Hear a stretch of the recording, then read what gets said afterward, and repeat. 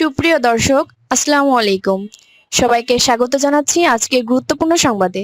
প্রথমেই জানিয়ে দিচ্ছি সংবাদ শিরোনাম, পরে বিস্তারিত। ময়মনসিংহে বিএনপির দু গ্রুপের সংঘর্ষ, ছুরিকাঠে স্বতন্ত্র প্রার্থীর কর্মী নিহত। এদিকে হাদি হত্যার ৪ আসামি নয়, পুরো নেটওয়ার্কের বিচার চায় ইনকিলাব মঞ্চ। সর্বশেষ ২৬৮ আসনে এককভাবে নির্বাচনের ঘোষণা চরমোনাইর দলের। শুনছিলেন সংবাদ শিরোনাম, এখন বিস্তারিত। তার আগে হৃদয় ছুঁয়ে যাওয়া একটি অনুরোধ। যদি হাদি নামটি আপনার বিবেককে নাড়া দেয়, যদি প্রকাশ্য দিবালকে গুলিবিদ্ধ হওয়ার সেই মুহূর্ত আপনাকে প্রশ্ন করতে বাধ্য করে, তবে আজ একটু সময় দিন।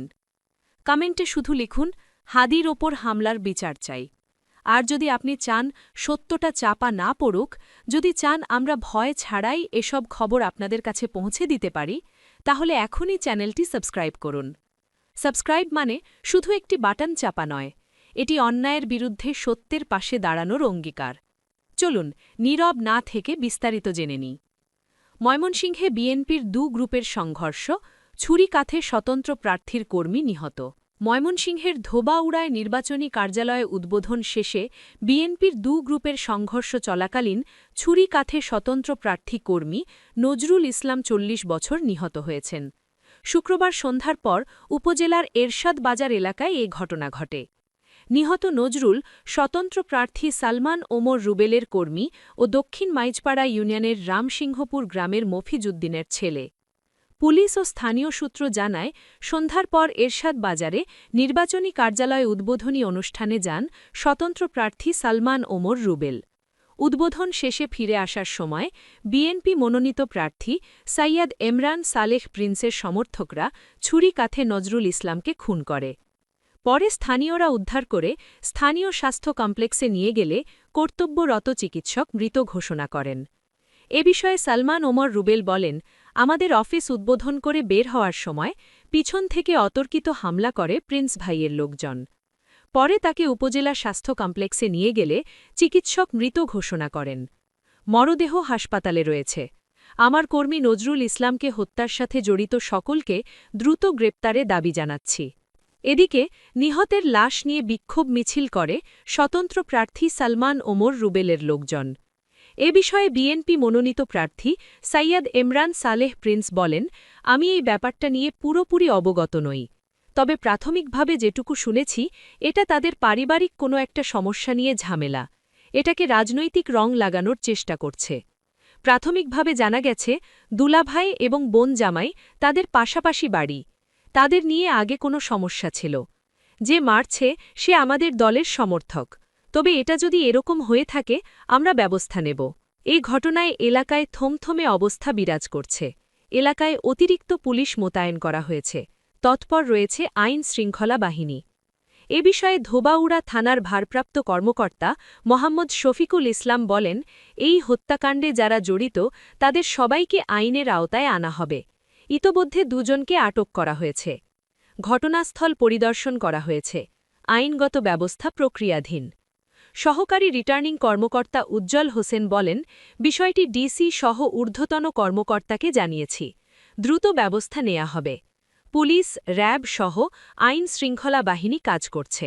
এ ঘটনার সুষ্ঠু বিচার নিশ্চিত করা হবে। এদিকে হাদি হত্যার ৪ আসামি নয়, পুরো নেটওয়ার্কের বিচার চাই ইনকিলাব মঞ্চ। ইনকিলাব মঞ্চের আহ্বায়ক শহীদ শরীফ ওসমান হাদি হত্যা মামলার ৪ আসামি নয়, হত্যাকাণ্ডে জড়িত পুরো নেটওয়ার্কের বিচার চেয়েছেন দলটির সদস্য সচিব আবদুল্লাহ আল জাবের। হাদি হত্যার বিচার দাবিতে শুক্রবার ১৬ জানুয়ারি জুমার পর ঢাকা বিশ্ববিদ্যালয়ের কেন্দ্রীয় মসজিদ থেকে বিক্ষোভ মিছিল বের হয়। পরে টিএসসিতে রাজু ভাস্কর্যের সামনে গিয়ে মিছিলে অংশগ্রহণকারীরা বসে পড়েন। সেখানে একাধিক নেতা বক্তব্য দেন। তখন জাবের হাদি হত্যার সঙ্গে জড়িত পুরো নেটওয়ার্কের বিচার চান।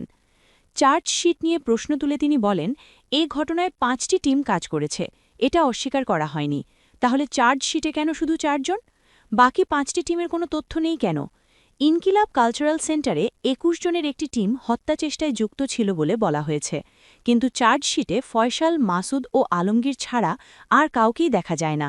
আমরা পুরো নেটওয়ার্কের বিচার চাই। আবদুল্লাহ আল জাবের বলেন, বৃহস্পতিবার ওসমান হাদি হত্যা মামলার চার্জশিট পর্যালোচনা শুনানি ছিল। সেখানে মূল আসামিদের কাউকেই অন্তর্ভুক্ত করা হয়নি। কারা তাদের আড়াল করতে চায় আমরা বুঝি। তিনি বলেন, রাষ্ট্র যদি তাদের আড়াল না করে তাহলে তাদের আর লুকানোর কোনো পথ নেই।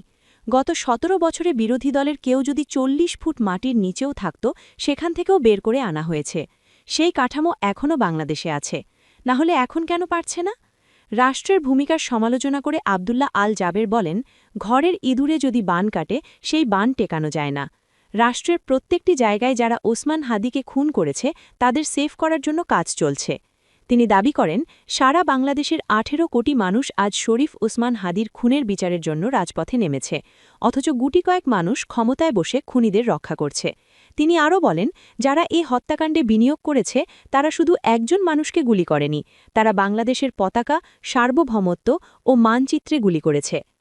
নির্বাচন প্রসঙ্গে জাবের বলেন, রাষ্ট্র যদি হাদি হত্যার বিচার নিশ্চিত না করে তাহলে আমরা নির্বাচন চাই না। আমরা রাজপথে নেমেছি বিচারের জন্য, নির্বাচন বানচালের জন্য না। যদি বলা হয় আমরা নির্বাচন বানচালের জন্য রাস্তায় নেমেছি, তাহলে দাঁত ভেঙে জবাব দেওয়া হবে। সমাবেশ শেষে ইনকিলাব মঞ্চের পক্ষ থেকে জানানো হয়, আগামী ৫ দিনের মধ্যে ওসমান হাদির বিচারের দাবিতে আরও বৃহত্তর সমাবেশ ও কর্মসূচি ঘোষণা করা হবে। কর্মসূচির সময় ও স্থান পরবর্তীতে জানানো হবে। সর্বশেষ ২৬৮ আসনে এককভাবে নির্বাচনের ঘোষণা চরমোনায়ের দলের।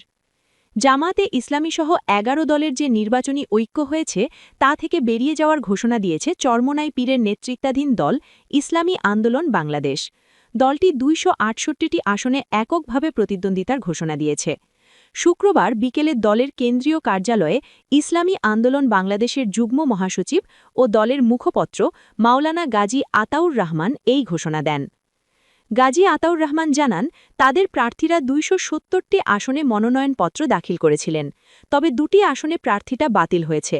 বাকি ২৬৮ জন প্রার্থী এখনও কাজ করছেন।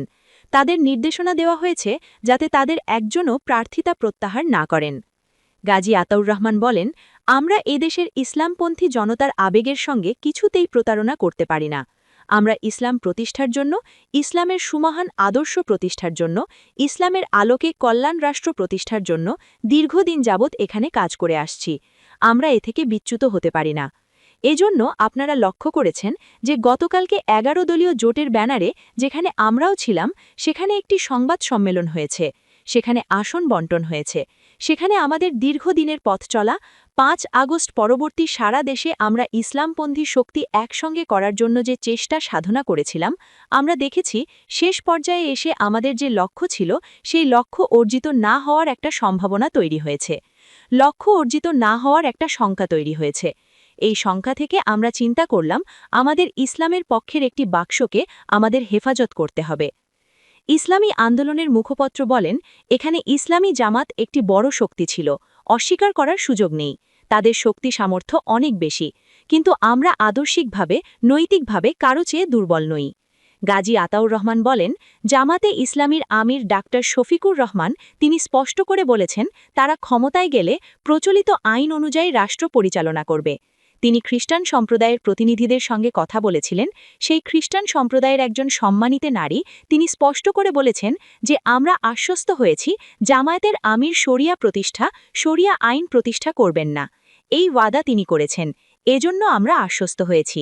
এই বিষয়টা যখন আমরা জানতে পারলাম তখন আমরা স্পষ্ট হয়ে গেলাম, আমরা যে লক্ষ্য নিয়ে চলছি সেই লক্ষ্য অর্জিত হবে না। কারণ আজ যখন রাষ্ট্র ক্ষমতায় যাওয়ার মতো একটা পরিস্থিতি তৈরি হয়েছে, এখন যারা প্রধান শক্তি তারাই যদি ইসলামের সমান আদর্শ থেকে ভিন্ন দিকে চলে যায়, যদি ইসলামী আইনের প্রতি তাদের আস্থা না থাকে, তাহলে আমরা যে কর্মী, সমর্থক সারা দেশেই ইসলামের পক্ষে কাজ করে যাচ্ছি, এই স্বপ্নই থেকে যাবে।